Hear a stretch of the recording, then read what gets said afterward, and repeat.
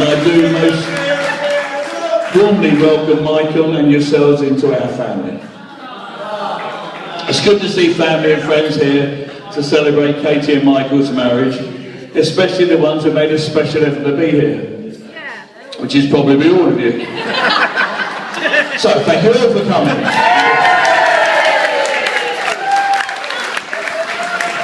And thanks to everyone who's given their time and effort into helping making this day such a lovely occasion. We should also spare a thought at this time for those who could. For this lovely day. For this lovely day. Whilst preparing this speech, I got a little sentimental and decided to look through some old photos of Kate. As I looked, tears welled up in my eyes, and one particular picture stood out. It was a striking pose of my precious daughter lying on a rug, dribbling and pointing at the camera lens. What a treasure she looked, trying to stand up on those little wobbly legs. We'll never forget our 18th birthday.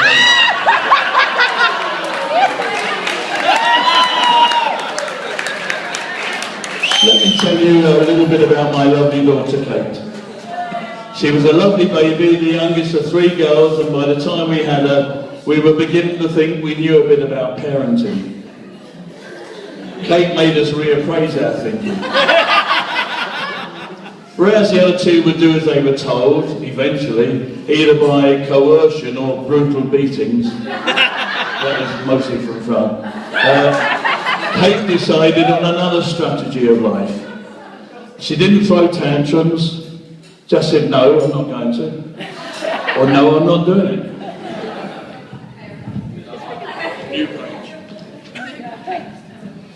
She hated St. Joe's Primary School to begin with, and we'd sit in a car outside the school for what seemed hours trying to reason with her. With the help of Mary Flynn, we got her in most days.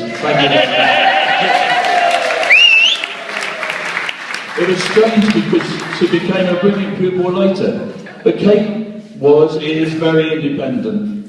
We had to use different techniques, but the most effective was lying. Brownie camp was an example. She absolutely refused to go. But we said, just go for a day, and if you don't like it, we'll pick you up. So she went, and with the help of surrogate mother Mary again, she went, and we phoned that evening. She phoned that evening saying she didn't like it. So we said, Kate? Kate who? No, not really. But we persuaded her to stay one more day, and so we repeated till the end of the week. With Kate, you had to win the battles, not the war. In the war, there was only one winner. Another example would be going to Mass. Jackie and Jenny remember Katie would come downstairs wearing an interesting combination of, for example, a tutu, jumper and leggings. On being told she had to get changed, whereas Jackie and Jenny finding themselves in a similar predicament would have argued but have ultimately gone and got changed, Kate would reply, no, I like what I'm wearing. I'm just going to wear this. And she did. We'd never come across this before. As parents, we had to let her work her way through some great fashion statements over the years, but fortunately she and we came through it. As well as being independent, she could also be quite stubborn.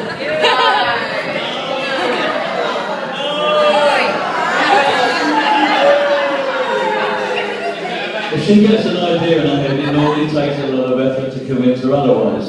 And to illustrate this, a couple of weeks before the first Holy Communion, she decided she'd quite like to have a fringe to stop her hair getting in her eyes. She then proceeded to cut it herself by lifting up a long lock of her waist-length hair hanging in front of her face and cutting it straight across with a pair of nail scissors. Surprisingly, the triangle cut in the front of your fringe look didn't feature strongly in the rest of the Holy Communion photo album. Kate's always had a clear idea of who she is. Aged 13 and a half, she had to write about herself for a school project, and this is what she wrote. If I get married, I don't think I'll be that young. And the same with having children, as I'd like to have a career, and when I have children, I think I'd like to stay at home with them. My husband would have to have a good sense of humour.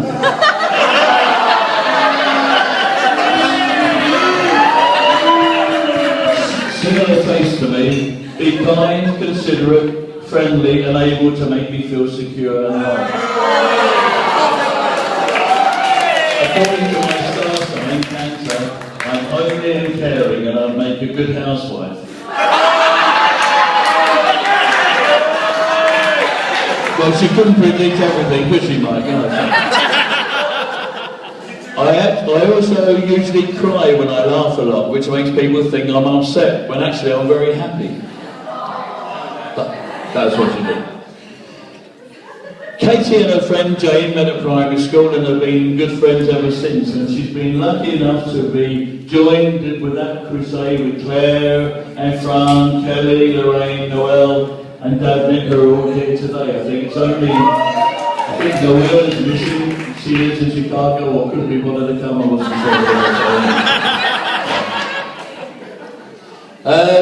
However, Katie and the rest of a close group of friends had the inspired. Yes, they went to university, to Leeds, and they had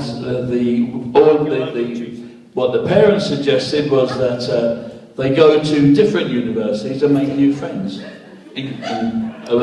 So they all thought that was a great idea, and all went to Leeds.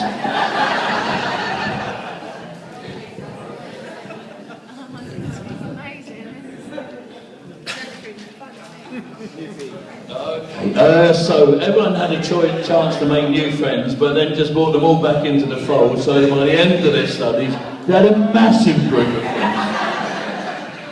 friends. When Kate first joined university, she phoned to tell us she was going to do the Otley Run. Oh, we were delighted. It was because Kate really wasn't in the sport in a big way at that time, you know, so we thought, oh, this is great, she's getting a new interest. It was only later we learned the Otley Run was a walk down the Otley Road with a pint in every pub they passed.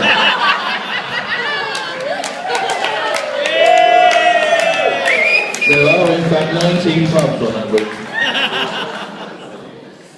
At Leeds University, Kate applied for and won a place on the Erasmus scheme, and this offered an opportunity to study abroad for 1 year, and Kate got one of the 4 places offered. A lover of all things Spanish, she chose Germany. She went to Spain. She moved to Murcia near Alicante for 12 months, where she met what she calls the Irishes. And I didn't think there were any of them, but there are. There's 2 of them over, so God bless them over. And they became an integral part of her life. After leaving university, Kate joined her friends from Ireland and went travelling to Australia, where she met the rest of Harrow.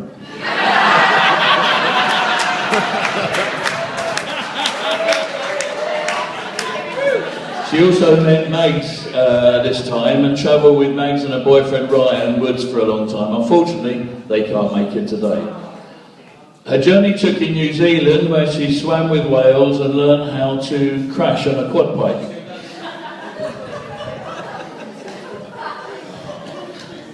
She finished her journey in South America and returned to take up her first career in pharmaceuticals. No, not as a drug dealer. It was an admin job. The dealing was a part-time side of it.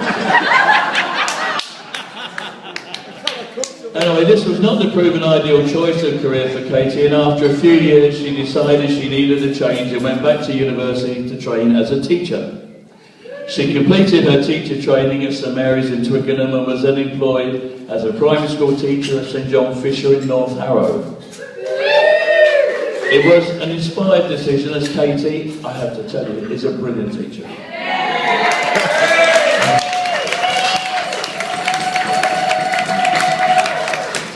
I think she was helped in this by the secret weapon, the Chinese burn.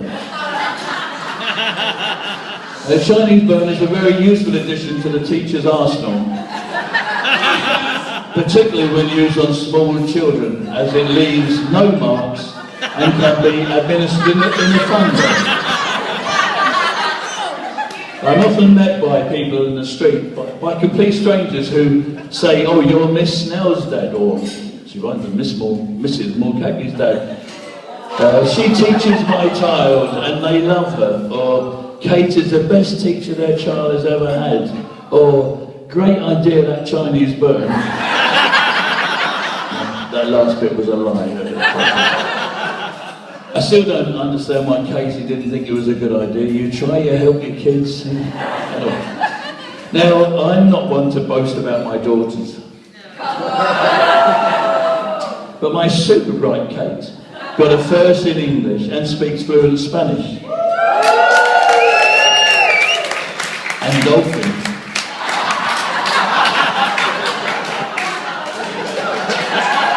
She talks dolphin typically later on in the evening. And that's a skill which led to the inspiration for her hen outfit. My daughters are not really ones for L plates and male member paraphernalia on their hen nights, and instead they've been dressed essentially by each other as a flamingo, Freddie Mercury and a dolphin respectively.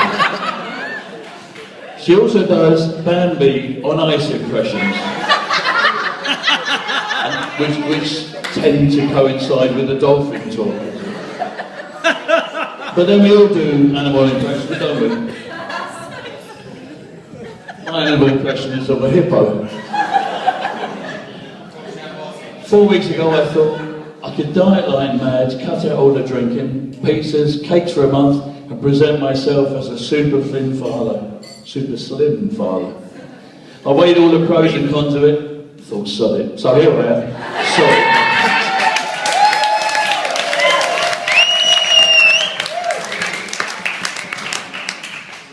Fran and I have been really blessed with our children. We have also been very lucky with our sons-in-law.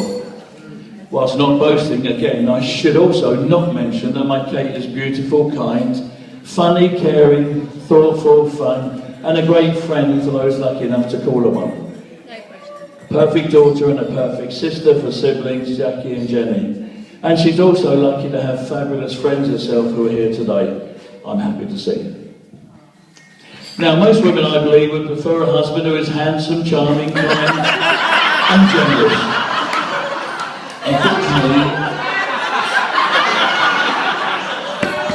Unfortunately, the law only allows one husband at a time.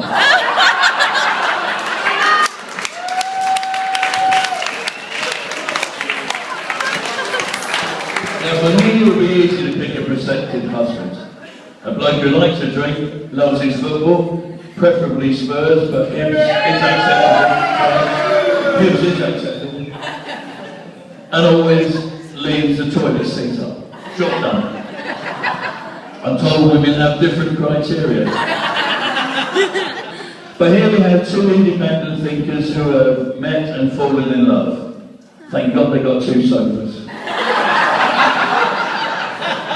Indeed, their love of R&R has led to them to be affectionately nicknamed the Couches. It's been interesting to see how the relationship has worked. I can only talk from my perspective, but I can see how compromise from both partners is important in any relationship, but especially when strong views are held by both people. My lovely wife Fran and I have been married now for nearly 43 years.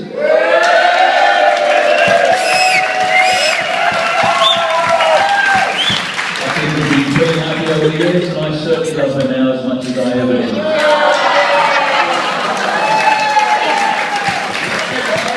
I haven't got a clue how we did it, but what the secret is, we did it. I only pray that my daughters can be as happily married as we are.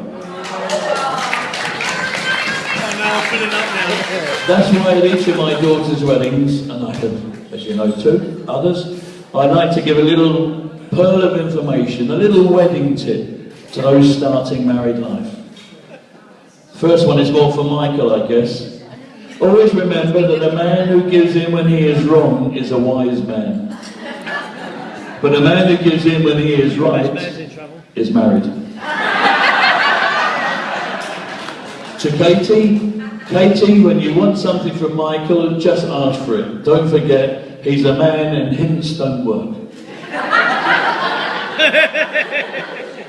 It's a funny thing, marriage. Do you know they carried out a survey recently to establish whether married men live longer than bachelors?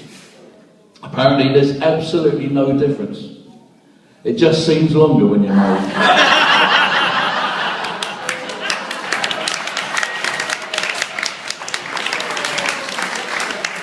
But Katie and Michael are happy and they love each other. That should be enough to see them through life together. Now, generally speaking, I'm not the man to dispense advice in public. In fact, according to my wife, I'm not the man to dispense advice at all. I'm also really pleased there's no mother of the bride speech.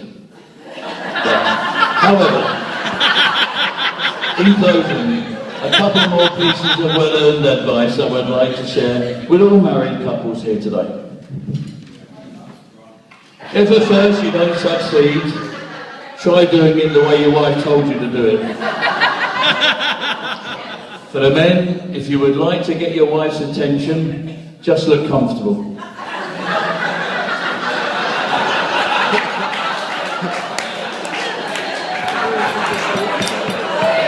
A man who has faults he doesn't know about probably doesn't listen to his wife. And the best way to remember your anniversary date is to forget it once. I know that Michael has chosen well, and I believe that Katie has too, and I wish them everything they need for a long, happy and prosperous future together.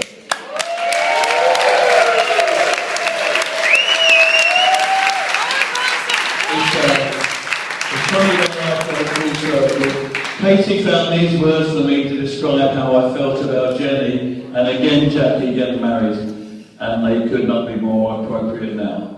And if I get through this without crying, I'll be doing well.